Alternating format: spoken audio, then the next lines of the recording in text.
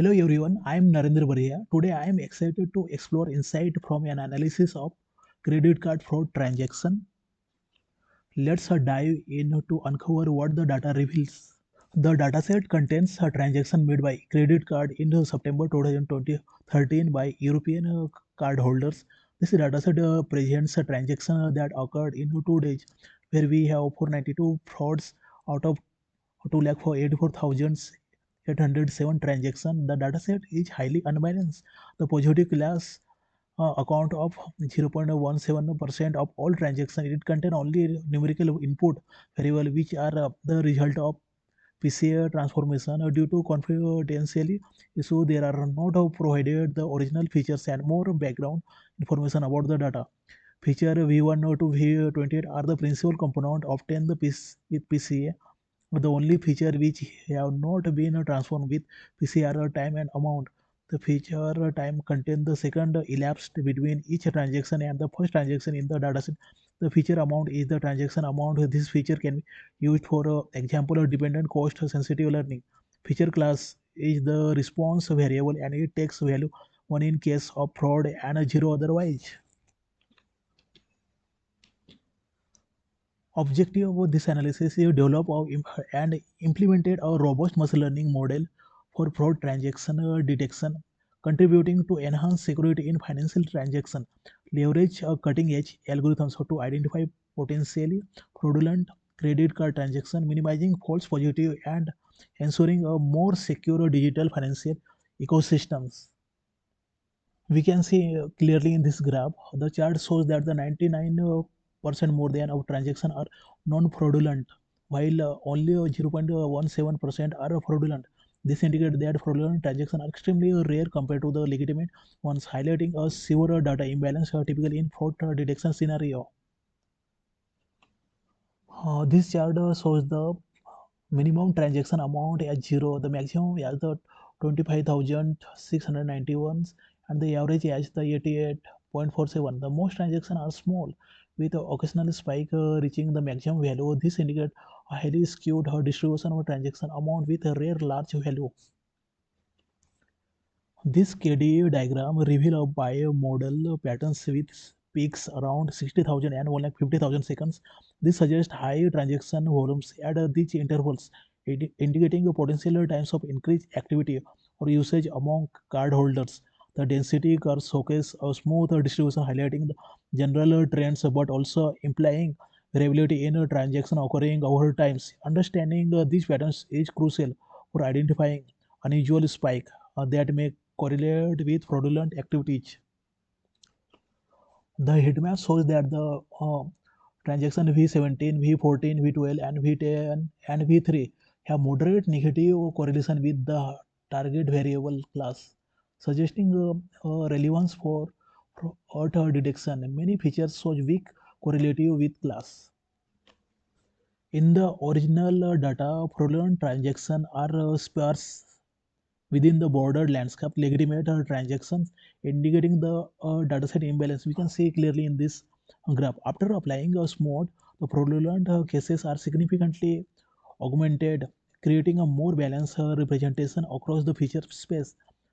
This enhances the potential for the model to learn patterns associated with the fraud, thereby improving its detection capabilities.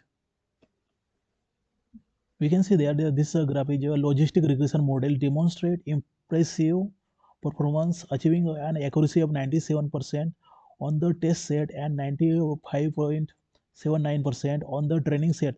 The confusion matrix highlights that while the model effectively identifies the majority of legitimate transactions, it misclassifies a notable number of frauds, with 121 true frauds correctly predicted but 13 failing to be identified. The ROC curve further support the model efficacy, focusing an AUC of 0.97, indicating the strong ability to distinguish between fraudulent and legitimate transactions despite the challenges presented by class imbalance. We can see in this graph decision tree classification model achieve a remarkable test accuracy of 99% more than, with a perfect score of 100% on the training set, indicating excellent fittings. However, the confusion matrix revealed some challenges in identifying fraudulent transaction. It correctly predicts 110 out of 134 fraud cases, while misclassifying 24 as the legitimate.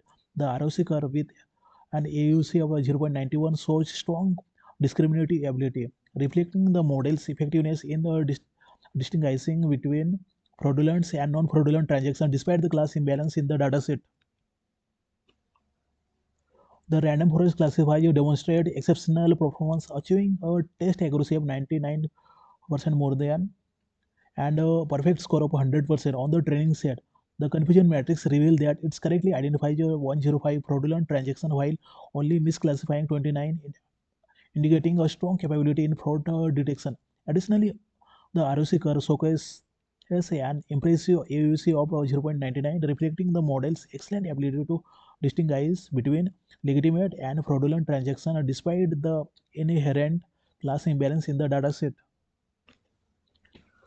The conclusion of this data analysis is the dataset represent a credit card transaction from European cardholders over 2 days in September. European cardholders over 2 days in September 2013. It includes 2,84,000 transactions, of which only 492 are fraudulent, making the dataset highly imbalanced. The features are primarily principal component is V1 to V28 derived from PCA with two exceptions. The time elapsed second between transaction and amount. The target variable class indicates the fraud and non-fraud. Due to its imbalance, this dataset present challenges its accurately detecting frauds, requiring technique like resampling, cost-sensitive learning for effective modelings.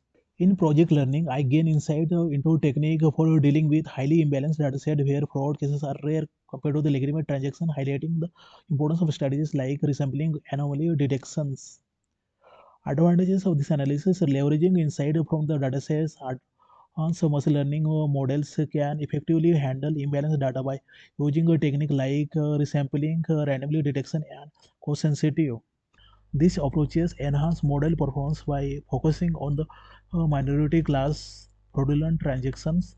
By using metrics like ROC, AOC, and precision recall curves, a model can be evaluated to ensure they are optimized for detecting rare fraud cases while minimizing false positive. This enables more accurate fraud detection in a real-world scenario, improving financial security without sacrificing the efficiency of processing legitimate transactions. That's all for this analysis. Thank you very much.